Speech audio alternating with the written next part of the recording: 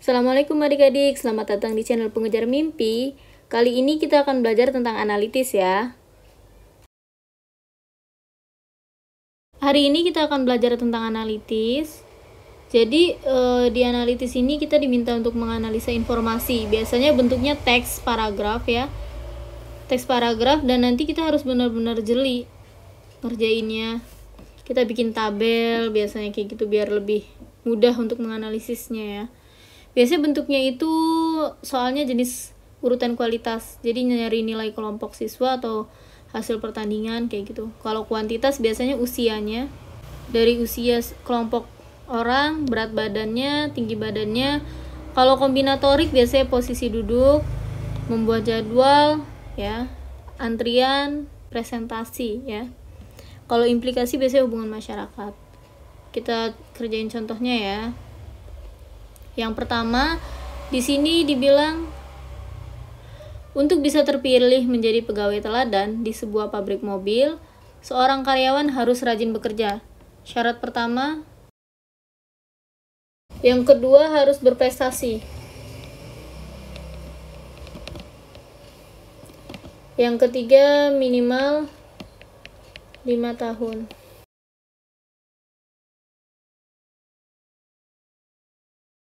Pak Harun adalah satpam yang bekerja disiplin.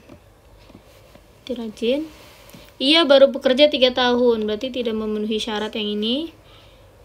Tahun lalu ia berhasil menangkap seorang pencuri sepeda motor, berarti dia punya prestasi ya. Dewi adalah staf TU yang sering pergi berbelanja pada jam kerja. Jadi Dewi ini ia tidak rajin ya. Ia sudah bekerja selama 7 tahun. Pak Yanto bekerja di bagian produksi selama 6 tahun. Yanto memenuhi syarat minimal 5 tahun. Sering izin karena merasa kurang sehat. Jadi dia tidak rajin ya. Sementara Yeni bekerja di bagian pemasaran. Penjualannya melebihi target, berarti dia berprestasi dan telah bekerja minimal 5 tahun. Yang terakhir ada Endang. Endang rajin masuk kerja. Ia karyawan TU yang bekerja selama 4 tahun, berarti tidak memenuhi syarat minimal. Gelar pegawai teladan sebaiknya diberikan kepada, di sini yang paling berhak menerima gelar itu Yeni ya, karena dia memenuhi syarat prestasi dan minimal 5 tahun. Sedangkan yang lainnya itu tidak memenuhi syarat ya. Jadi jawabannya D. Nomor 2, Ali lebih cermat dari Budi.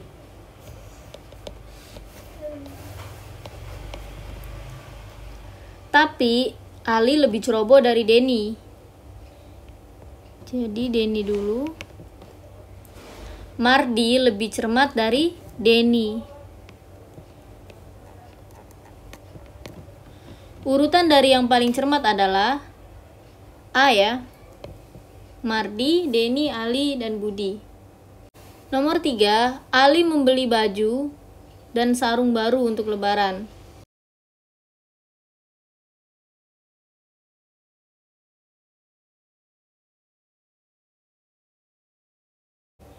Dodo hanya membeli sarung baru.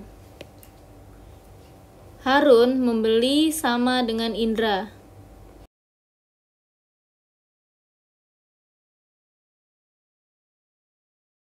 Ditambah sepatu.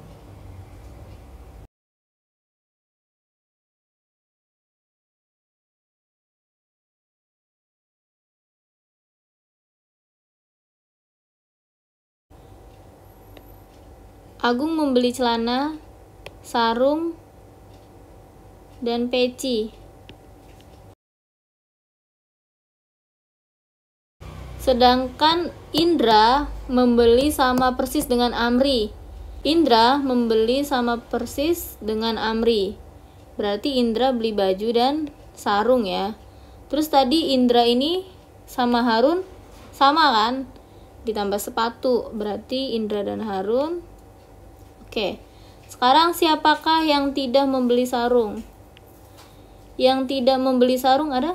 Tidak ada ya, semua di sini membeli sarung. Jadi jawabannya yang E. Nomor 4. Anto berlari lebih cepat dari Indra. Jadi Anto dulu. Kakak berlari lebih lambat dari Ivan. Jadi Ivan dulu, baru kakak. Ivan berlari lebih lambat dari Rino. Berarti Rino dulu ya, yang larinya lebih cepat. Dan Indra berlari lebih cepat dari Rino. Urutan yang benar mulai dari yang terlambat adalah, kita lihat dari yang bagian atas ya. Anto lebih cepat dari Indra dan Indra lebih cepat dari Rino. Berarti sini Rino. Lalu Rino ini lebih cepat dari Ivan. Berarti habis Rino Ivan. Habis Ivan baru si kakak. Jadi urutannya dari yang terlambat. Ini kan paling cepat nih. Anto tercepat, kakak terlambat. Jadi kalau urutan yang terlambat tinggal dibalik aja. Kakak dulu, lalu Ivan, kakak, Ivan, Rino, Indra, dan Anto. Jadi jawabannya yang E ya. Nomor 6. PQRST adalah 5 orang diplomat.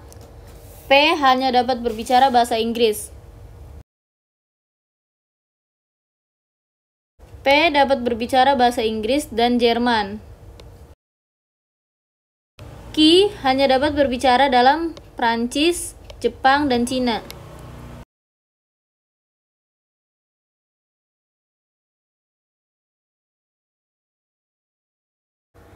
R hanya dapat berbicara bahasa Jerman.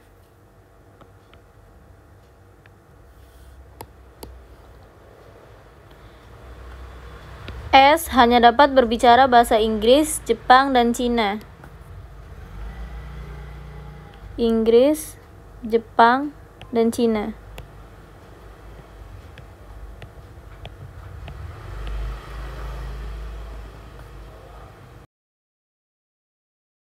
T hanya dapat berbicara dalam bahasa Prancis dan Jerman. Prancis dan Jerman. Pertanyaannya ini ya.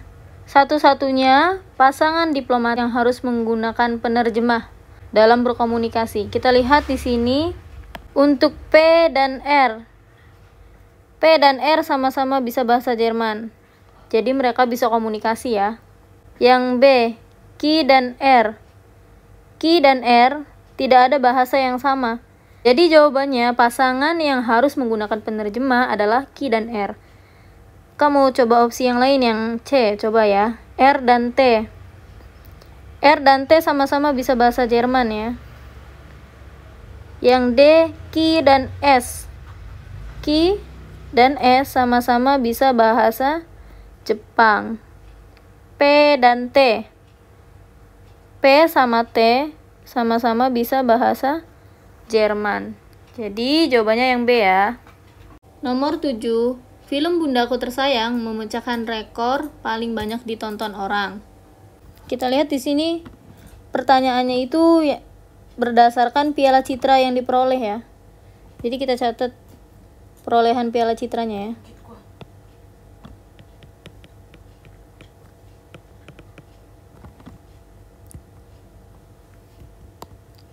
Film Bundaku Tersayang memecahkan rekor paling banyak ditonton. Bunda Tersayang banyak rekor. Film Pencuri yang Baik Hati memperoleh 4 Piala Citra.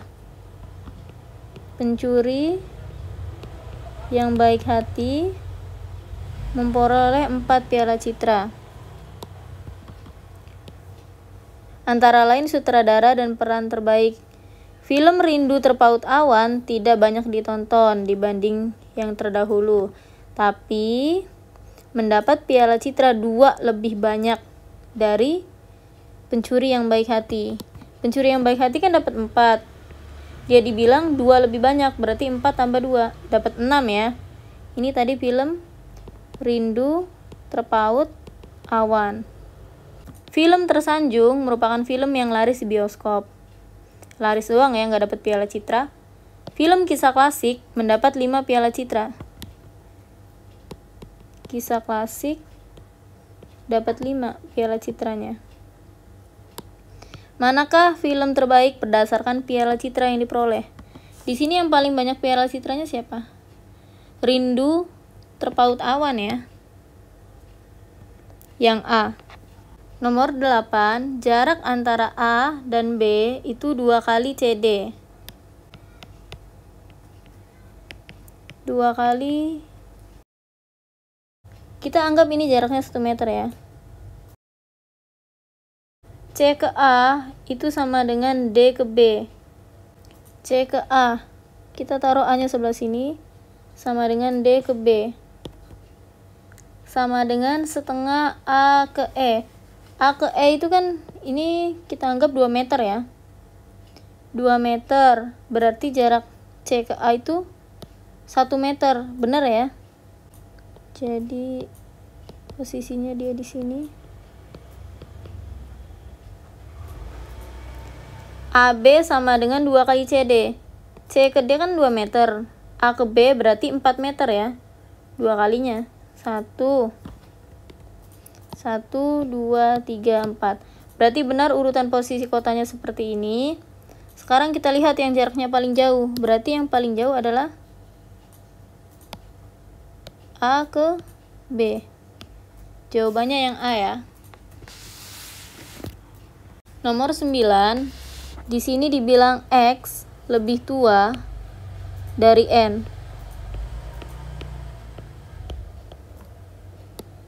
E lebih muda dari A. Berarti lahirnya duluan A ya. T lebih muda dari N. Berarti N lebih dulu,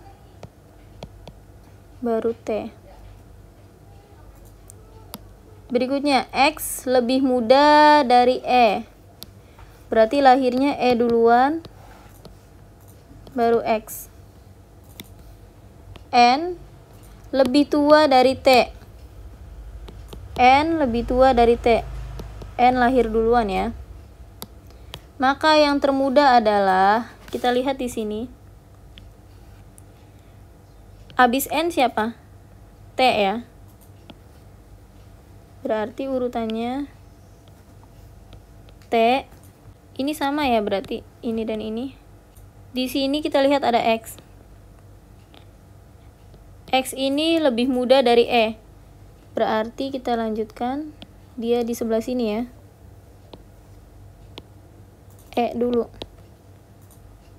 Lalu E ini nih lebih muda dari A. Berarti A dulu, baru E. Jadi urutannya ini ya. Mana yang termuda? Berarti yang termuda adalah si T. Jawabannya yang D ya. Nomor 10. Yang terbaik tumbuh pada iklim dingin adalah wortel, kentang, dan kubis. Pada iklim sedang, banyak sekali padang rumput, dan di sana tumbuh ketela serta jagung ya. Pada iklim subtropis terdapat gandum, zaitun, dan kebun anggur.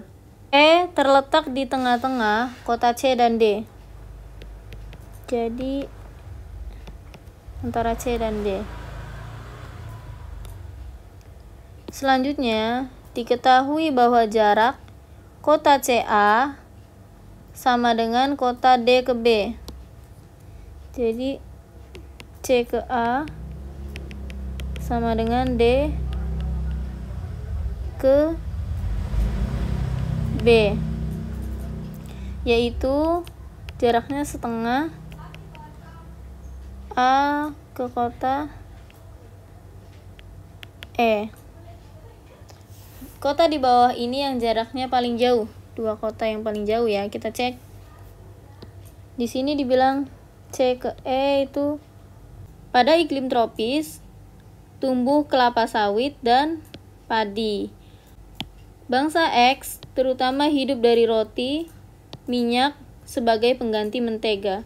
Mereka juga minum anggur dan makan buah anggur. Pada iklim manakah mereka hidup? Di sini ada roti. Roti itu berarti dari gandum kan? Lalu ada minyak juga dari zaitun dan dia juga makan anggur. Berarti jawabannya adalah iklim subtropis ya. Sampai jumpa di video berikutnya. Jangan lupa like, comment, share, subscribe ya. Assalamualaikum.